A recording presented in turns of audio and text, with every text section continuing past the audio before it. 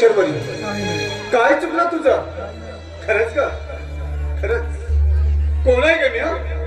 कोण आहे गमी? कोण आहे? कुठला आहे? माझ्या जन्मदाता कोण? मला काहीच माहित नाही.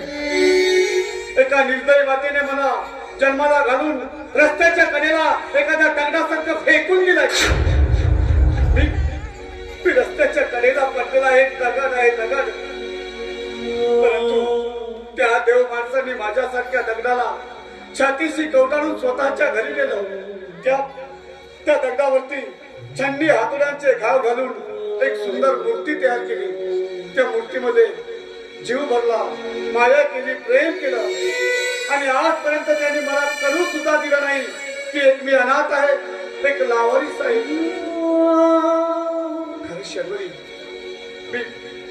मी अनाथ आहे, मी लावारीस आहे, मी लावारीस आहे, लावारीस आहे, मी लावारीस आहे, लावारीस आहे.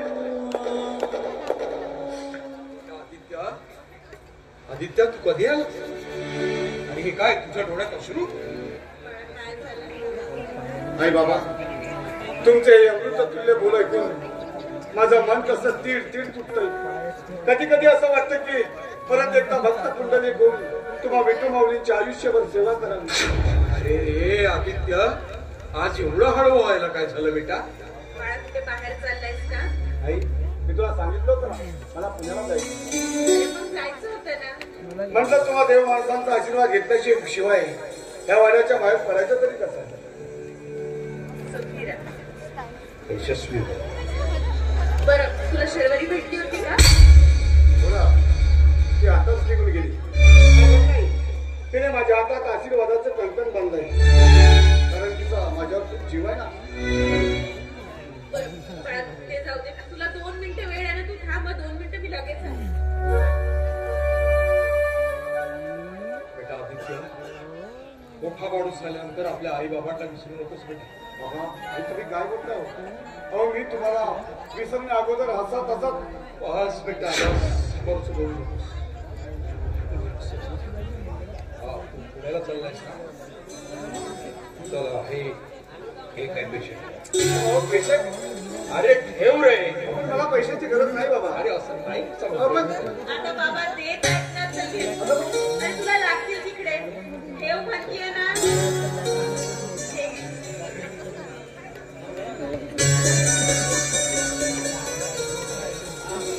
नीट जायचं. तिकीट बुक केली आहे ना? आणि तिथे गेल्यानंतर व्यवस्थित अभ्यास करायचा, जेवण करायचं आणि वेळेवर झोपायचं. समजलं?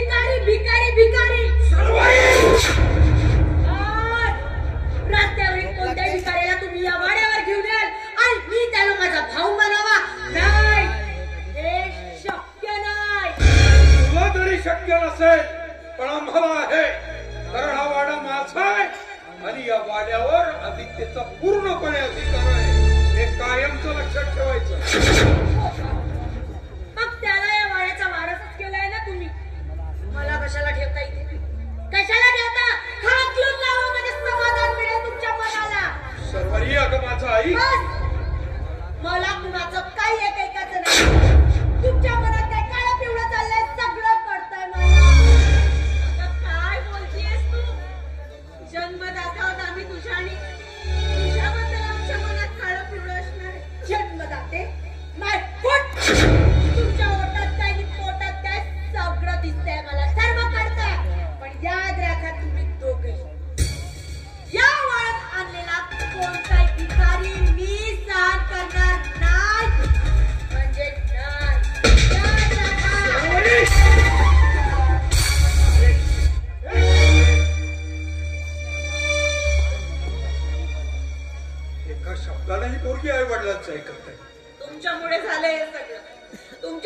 आणि ती डोक्यावर चढली.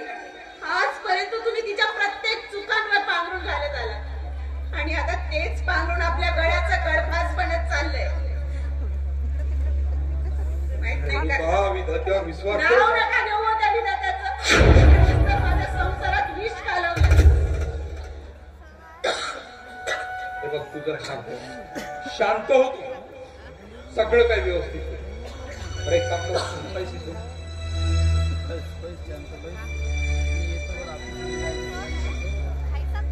लोक जरा शांत ठेव, कळलं का? मला जरा ऑफिसला जायचंय, तेव्हा मी परत तयारी करतो. ठीक आहे?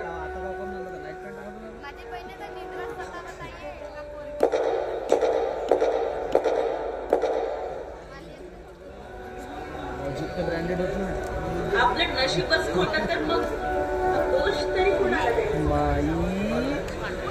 माई, ओ माई, माई. कोण? आत या ना. पांडुरंग पांडुरंग पांडुरंग. बाळा काय काम होतं? माई, आषाढीला विठू माऊलीच्या मंदिरामध्ये देणगी हवी होती. म्हणजे तुम्ही विठ्ठलाचे भक्त? होय. पण तुम्ही विठ्ठलाचे भक्त यावर मी कशावरून विश्वास करायचा? नाही म्हणजे आजकाल लोक ते फसवतात ना म्हणून विचारलं. पांडुरंग पांडुरंग. विठ्ठला, अरे माईला माझ्यावर शंका यायला लागली तर. माई, तू बघच, मी असा काही करतो ना की तुझा माझ्यावर नक्कीच विश्वास बसेल की मी माझ्या पांडुरंगाचा भक्त आहे. पांडुरंग.